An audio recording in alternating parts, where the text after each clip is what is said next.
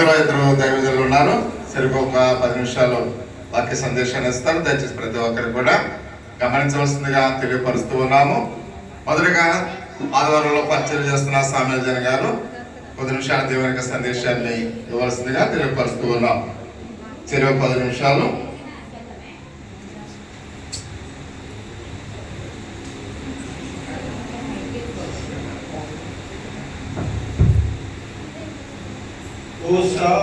భక్తులారా లోకరక్షకుడు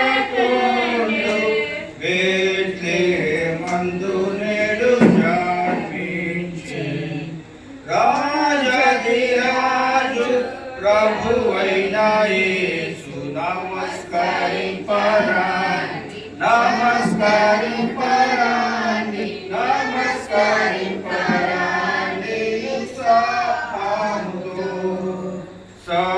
సర్వేశ్వరుండు నర రూపమేతి కన్యకు వట్టి నేడు వేంచేసెన్ మానవ జన్మ మెత్తిన శ్రీ యేసు నీకు నమస్కరించి నీకు నమస్కరించి నీకు నమస్కరించి పూజింతుము. Happy Christmas. ఈరోజు మీ అందరికి కూడా సెమీ క్రిస్మస్ శుభాకాంక్షలు. అదేవిధంగా నిర్దోలు గ్రామం నుంచి వచ్చినటువంటి జోసెఫ్ గారు, మరి ఇంకొక ఇందాక చక్కటి పాట పాడిన సోదరుడికి దానియల్ గారికి, అలాగే వేదిక మీద దైవజనులకు కూడా కృతజ్ఞతలు తెలియజేస్తున్నాను. నాకు అనిపిస్తుందంటే ఈ సంవత్సరం చాలా స్పీడ్గా అయిపోయినట్టు. మొన్న క్రిస్మస్ జరిగేది అంటే రోజులు ఎంత స్పీడ్గా వెళ్ళిపోతున్నాయో మనం గమనిస్తున్నాం. కానీ ఈ క్రిస్మస్ యొక్క ప్రత్యేకత మనం గుర్తుంచుకోవాలి. యేసయ్య పుట్టాడు కదా, నిజమే. ఆయన పుట్టినట్టుగా మనకి కాలమానంలో మనం చెబుతాం క్రీస్తు శకం కదా, క్రీస్తు శకం అంటాం. అంటే క్రీస్తు యొక్క మహానుభావుడు భూమి మీద జన్మించాడని చెప్పి హైందవులు నమ్ముతారు.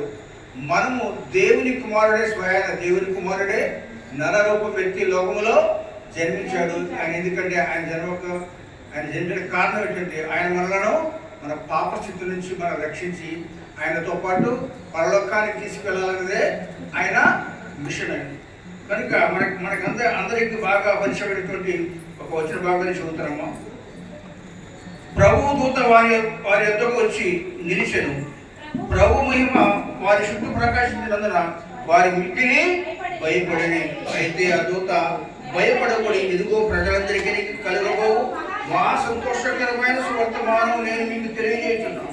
దావీదు పట్టణమందు నేడు రక్షకుడు ఈయన ప్రభు అయిన క్రీస్తు, దానికి మీకు అనుమానం. ఆ కింద వచ్చిన చూస్తాను. వెంటనే పర్లోక సైన్య సమూహం ఆ దూతతో కూడా ఉండి సర్వానంద స్థలంలో దేవునికి మహిమ ఆయన దృష్టి భూమి మీద. ఈ 2వ అధ్యాయం మీకు మాట్లాడు చిన్నపిల్లలకు కూడా బాగా కట్టిస్తాయి. దూత వచ్చింది. మొదటిగా ఎవరికి తెలిపిందమ్మా? శుభవార్తను తెలిపింది. పామరులైనటువంటి గొర్రెల కాపులు, వారికి చదువు లేని వారు రాత్రి వేళ పొలంలో ఉండి వాళ్ళ మందన కాచుకుంటున్నారంట. వాళ్ళ దగ్గర మనలాగా బ్యాటరీ లైట్లు ట్యూబ్లైట్లు లేవు. వారి చలిమంట కాగుతూ ఉన్నప్పుడు ప్రభువు దూత వచ్చి వారి మధ్యన ఉన్నప్పుడు ఏమన్నామా? ప్రభు వచ్చిందేమో దూత కదా, అక్కడ ఉన్నదెవరు? అయితే ప్రభు మహిమ, దేవుని మహిమ వారి చుట్టూ ప్రకాశించడం వారు మిక్కిలి భయపడ్డారట.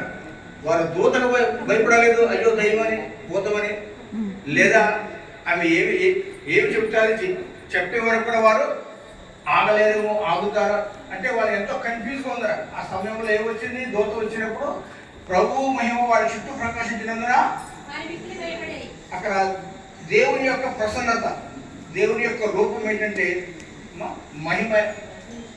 సినాయి పర్వతం మీద మోషే చూశాడు దేవుని యొక్క మహిమలో. అలాగే కొత్త నిబంధన గ్రంథంలో రూపాంతర కొండ మీద పేతురు, యాకోబు, యోహానులో ఆయన మహిమని చూశాడు. అంటే ప్రకాశమానమైన వెలుగుని చెప్పి మనం గుర్తించాలి. అలాగే మలాకి గ్రంథంలో అంటాడు కదా, ఆయన భయం కలిగిన వారికి నీతి సూర్యుడు ఉదయించును. రూపాంతర కొండ మీద చూసినప్పుడు ఎలా ఉందంటే యేసయ్య రూపాంతరం చెందినప్పుడు ఆయన వస్త్రాలు ఎలా ఉందంటే సూర్యుని వలె అని మార్చుకోవచ్చు. మెరుస్తూ ఉన్నాడు. అంటే అది దేవుని మహిమ వారి చుట్టూ ప్రకాశించినందున వారు మిక్కిలి భయపడ్డాడు. ఎందుకంటే అప్పుడు దూత ఏమంటుందంటే ఇచ్చిన మొదటి మాట ఇదిగో భయపడకుడి, ఇదిగో చాలా భయపడకుడైన మాట మనం ఈస్టర్ ఆదివారం సాయంకాల సమయంలో శిష్యులందరూ కూడా చేరి ఆ గదిలో ఉన్నప్పుడు యేసయ్య అకస్మాత్తుగా మూసిన తలుపులు మూసినట్టుగా ఉన్నాయి, మూసి కిటికీలు మూసినట్టుగా ఉన్నాయి, బండి మొబ్బడినట్టుగా వాళ్ళు లోన్నప్పుడు ఆయన ఏ గొడవ ఇచ్చాడో ఎలా వచ్చాడో తెలియదు. కానీ ఆయన ఏం చెప్పాడు? ఆయనతో ఫస్ట్ ముందు ఏం చెప్పాడు? ముందు మాట భయపడకూడదు. అంటే దేవుడు మరి బైబిల్లో ఈ మాట మనకి చాలా ముఖ్యమైన మాటను మనం గమనించాలి. ఈ మాటను మనం కూడా క్లెయిమ్ చేసుకోవాలి. ఎందుకంటే ఆయన భయపడొద్దంటున్నాడు. ఈ భయం అనేది అదొక ఫోబియా లాంటిది. చిన్నపిల్లలు చీకటి భయపడతారు, పెద్దవారు కూడా మనం చీకటి భయపడతాం. భయం అనేది ఏదో రీతిగా ఉంటుంది. కొందరికి సౌండ్ అంటే పడదు, కొంతమందికి వాయిద్యాలు పడవు, కొంతమందికి మాత్రలు పడవు, కొంతమంది తిండి పడదు. అంటే ఏదో ఒక ఫోబియా లాంటిది ఒక ప్రతి మనుషుల హృదయాల్లో ఉంటుంది. అదేవిధంగా వారు భయపడ్డారన్న, భయపడ్డప్పుడు దోకే చెప్పిందమ్మా ఇదిగో మీరు భయపడకూడదు. మరి చదవబడిన వాక్యంలో ఏమంటాడంటే ఆ తర్వాత గొల్లలు ఆ శుభవార్త విని వారు వెళ్ళిపోలేదు. ఏం చేశారమ్మా? వెళ్ళి దూత చెప్పిన అడ్రస్కి వెళ్ళారు. వెళ్ళినప్పుడు ఒక శిశువు ప్రతి గుడంతో చుట్టబడి ఉండడం చూశారు. తల్లిని బిడ్డని చూసి తిరిగి వాళ్ళు సంతోషంతో ఆనందపడటంగా ఇతరులతో చెబుతూ వెళ్ళారు. ఇక్కడ కాపరుల యొక్క పాత్ర చాలా ముఖ్యమైనది. వారు కాపరులు అంటే చదువు లేని వారు దేవుని దూత వారి వద్దకు మనం అనుకుంటాం బైబిల్ చదవాలంటే మనం భయపడతాం, ప్రార్థన చేయడానికి భయపడతాం. కానీ దేవుని మాట చెప్పడానికి మనం భయపడకూడదు. ఎందుకంటే బైబిల్లో మనకి ఎన్నో ప్రవచనాలు ఉన్నాయి, వాగ్దానాలు ఉన్నాయి. ఆ వాగ్దానాలన్నీ కూడా నెరవేర్చబడ్డాయి. అమ్మాయి బైబిల్ ఇంచుమించుగా ఒక 7 వాగ్దానాలు ఏంటంటే నాతాను ప్రవక్త ద్వారా దావీదుకు చెప్పాడు కదా, అది 2 సమయంలో ఉంది. అలాగే యెషయా గ్రంథంలో కన్యక గర్భంలో ప్రతి కుమారుడితో అన్నమాట అది ప్రవచనమే. ఆ కింద చూస్తేనేమో మార్గం సిద్ధపరచుటకై అని మలాకి ద్వారా చెప్పాడు. అదే సంఖ్యాకాండము 24వ అధ్యాయంలో ఒక నక్షత్రము రాజదండము కూడా వస్తుందని చెప్పి ఆ బలాం ద్వారా ఆయన తెలియపరిచాడు. చివరగా ఆయన యెషయా గ్రంథము 53వ అధ్యాయం ఏంటమ్మా ఆయన మరణం గురించి అలాగా యాసిటీస్ అనమాట కదా.